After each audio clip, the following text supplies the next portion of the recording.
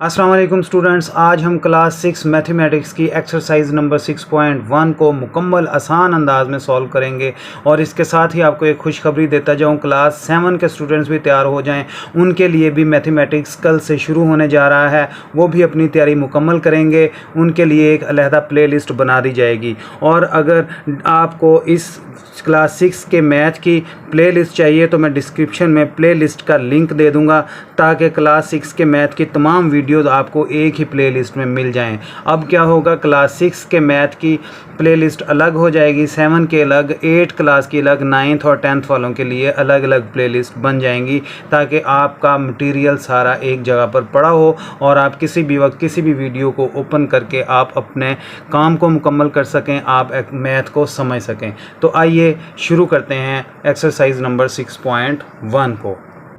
तो इसमें उसने आपको कहा है for each of the following sequences, जो नीचे आपको सीक्वेंस दिए गए हैं, स्टेट अ रूल, उनका एक रूल फाइंड कर दें कि वो किस तरतीब से दिए गए हैं। And find the next two terms, और इसी तरह इनके साथ जो नेक्स्ट टू टर्म्स आनी है वो भी हमें बता दें। तो आइए हम सबसे पहले इसका रूल फाइंड करते हैं। जी बेटा गौर से देखिएगा, 9, 13 एंड 17 उसने आपको दिया हुआ है। तो अगर हम इसमें देखें 4 को ऐड करें तो वो अगला हिस्सा जो है वो बनता जा रहा है। जैसे कि यहाँ पर आपको मैं करके दिखाता हूँ, 9 में ऐड कर दें 4 को तो कितना बनता है, 13 बनता है। और इसी तरह अगर हम 13 में 4 को ऐड कर दें तो वो 17 बन जाता है। अब हमने सबसे पहले क्या करना है, रूल फाइंड करना है। तो यहाँ पर हम रूल लिखेंगे कि इसका रूल क्या है। तो इसका रूल बनता है एडिंग 4। क्या है, एडिंग 4, कि हम ऐड 4 को करते हैं तो नेक्स्ट टर्म जो है वो बन जाती है। और अब हमने क्या करना है, रूल फाइंड करने के बाद हमने इसको नेक्स्ट टू टर्म्स भी बतानी है। तो 17 में अगर आप 4 को ऐड कर दें तो क्या बनता है, 21। तो नेक्स्ट टर्म हमारी होगी 21। और इसी 21 में अगर हम 4 को मज़ीद ऐड करें तो वो हमारी नेक्स्ट टर्म बनेगी 25। ठीक हो गया। नेक्स्ट चलते हैं।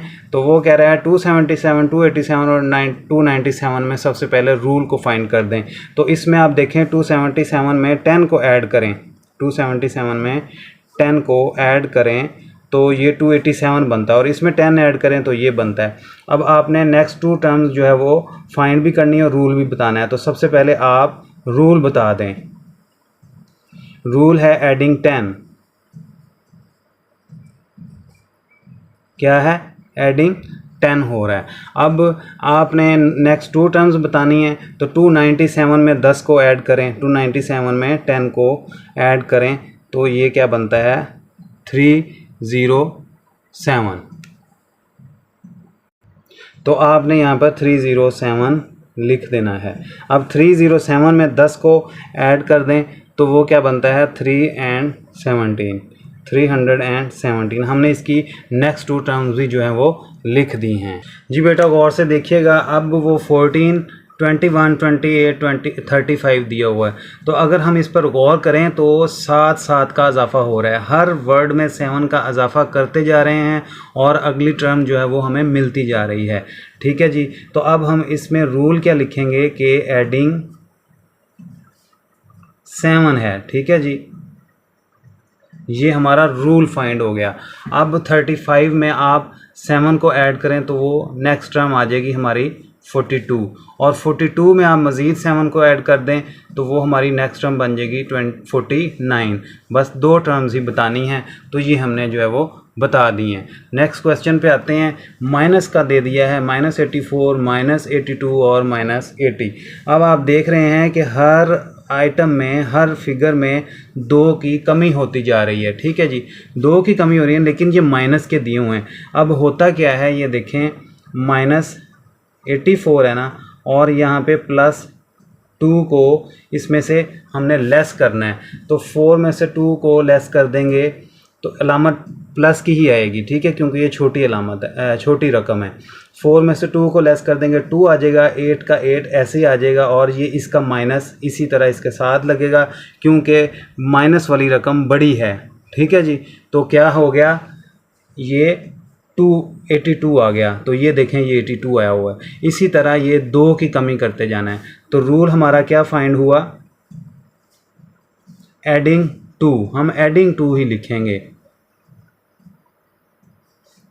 एडिंग 2 इसलिए लिखेंगे कि माइनस की रकम बड़ी है और उसमें प्लस जो 2 है उसके साथ प्लस तो लगेगा, लेकिन करेंगे हम लेस ही। इसके साथ प्लस लगेगा लेकिन इसको करेंगे हम लेस करेंगे, ठीक है। तो अब नेक्स्ट 2 टर्म्स हम क्या बनाएंगे, इसकी बनेगी -78 और इसकी बनेगी -76। तो ये हमारा क्वेश्चन नंबर 1 यहाँ पर कंप्लीट होता है। क्वेश्चन नंबर 2 की तरफ आते हैं तो वो कह रहा है right the next 3 terms in the sequence. Sequence में हमें बता दें कि जो टर्म्स आपको दी गई हैं इनकी नेक्स्ट 3 टर्म्स क्या बनेंगी।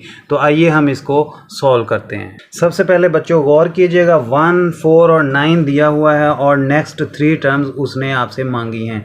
तो अब आप देखें कि ये हुआ क्या है, ये आप समझने की बात है। आप देखें कि ये स्क्वायर लिया गया है। क्या लिया गया है, ये हर आइटम का स्क्वायर लिया गया है। उस स्क्वायर लेने के बाद अगली जो रकम है आपकी वो बनती है, ठीक है। तो कैसे बनती है ये देखें, 1 को अगर 1 के साथ मल्टीप्लाई करें यानी 1 का स्क्वायर लें, स्क्वायर का मतलब यही होता है ना कि उसी आइटम को उसी के साथ ही मल्टीप्लाई कर देना, तो वो हमारा आएगा 1 स्क्वायर 1 आ गया। ऐसे ही है। अब हम 2 का अगर स्क्वायर लें तो फिर क्या होगा, यानी 2 को 2 के साथ मल्टीप्लाई करवा दें तो वो 4 आ जाता है, ठीक है। तो 1 का स्क्वायर 1 के साथ लिया तो ये वाला 1 आ गया और 2 का स्क्वायर 2 के साथ लिया तो ये 4 आ गया। तो ये देखें यहाँ पे 4 लिखा हुआ है। अब 4 का जो है वो आपने स्क्वायर लेना है, तो फिर देखें ये क्या बनता है, ठीक है। पहले हमने 2 का लिया है, 4 का बाद में लेंगे यहाँ पर लिखने के लिए। अब 3 का लेंगे हम स्क्वायर, ठीक है। तो ये देखें 3 को 3 के साथ मल्टीप्लाई करवा दें तो ये बनता है 9, तो वो ये यहाँ पे 9 आ गया। अब 3 का ले लिया था, अब 4 का स्क्वायर लें, 4 का स्क्वायर लेंगे तो वो क्या बनेगा 16, तो अगली टर्म भी हमारी बनेगी 16। अब इसी तरह 4 का स्क्वायर ले लिया, अब 5 का स्क्वायर लेके देखें तो जो 5 का स्क्वायर लेंगे तो 5 को 5 के साथ मल्टीप्लाई करवाया तो वो क्या बना 25। तो यहाँ पर हम क्या लिखेंगे 25। तो अब 5 का स्क्वायर लिया था, अब 6 का भी लें, यानी 6 को 6 के साथ मल्टीप्लाई करवा दें तो वो आपका क्या बनता है 36। तो हमारी अगली टर्म भी क्या बनेगी 36। यहाँ पे पार्ट 1 जो है वो हमारा मुकम्मल होता है। पार्ट 2 को और से देखिएगा, 89, 87, 85 दिया हुआ, तो आपको साफ यहाँ पर अंदाज़ा हो रहा है कि ये 2 को लेस किया जा रहा है और नेक्स्ट टर्म हमारी जो है वो बनती जा रही है।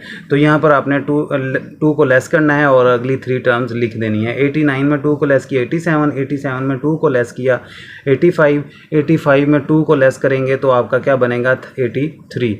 अब 83 में 2 को लेस करें 81, 81 से 2 को लेस करें तो 79 बनता है। बस जल्दी से पार्ट 3 की तरफ आते हैं। तो वो कह रहा है 12, 16 एंड 20।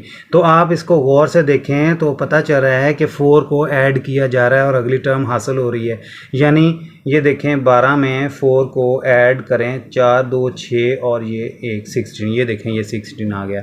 और 16 में 4 को ऐड करें तो वो क्या बनता है 20, ये 20 आ गया। अब 20 में 4 को ऐड कर दें तो क्या बन जाएगा 24। 24 में 4 को ऐड करें 28, 28 में 4 को ऐड कर दें तो 32। हमारी नेक्स्ट टर्म जो है 3 वो मालूम हो गई हैं। आखिरी पार्ट की तरफ आते हैं तो वो थोड़ा सा ट्रिकी है, लेकिन पेपर्स पॉइंट ऑफ व्यू से बहुत इंपॉर्टेंट है। पेपर्स में ये वाला क्वेश्चन अक्सर आया हुआ है। तो अब वो देखें उसने आपको दिया है 0, 1, 1, 2, 3, 5, 8। बहुत ही इंटरेस्टिंग सीक्वेंस आपसे पूछा गया है। तो क्या इसमें करना है आप गौर करें तो वो ये देखें यहाँ पे 1 2 दफ़ा आया हुआ है, ठीक है। अब गौर करें तो ये बनता है कि जो लास्ट 2 टर्म्स है ना, यानी ये वाली 2 टर्म्स को हम आपस में जमा कर दें तो अगली टर्म बन जाती है, ठीक है। फिर लास्ट 2 टर्म को जमा कर दें आपस में तो फिर अगली बन जाती है। कैसे 0 और 1 को जमा करें, 0 और 1 को जमा करें तो 1 आ गया। तो ये देखें ये हमारा 1 बन गया। अब इस 1 को और इस 1 को आपस में जमा करना है, ठीक है। तो ये 1 लिखा हुआ था पहले से 1, ये 2 आ गया, ठीक है। ये 2 बन गया ना। अब लास्ट 2 टर्म इसमें कौन सी बनती हैं 2 और 1 बनता है। अब 2 तो लिखा हुआ है और इसमें ये 1 मज़ीद ऐड करें तो क्या बनता है 3 बनता है। अब लास्ट टू टर्म कौन सी बनती हैं? लास्ट टू टर्म्स 2 और 3 बनती हैं। अब 2 और 3 को जमा करें तो 5 बनता है। अब लास्ट टू टर्म कौन सी हैं? 3 और 5। तो मैं इसको सॉल्व करके आपको दिखाता हूँ, आपके लिए आसानी हो जाएगी। 0 और 1 ये वाली हमारी लास्ट टू टर्म्स थी, इनको हमने ऐड किया तो ये बन गया 1। ठीक है, तो ये 1 यहाँ पर आ गया।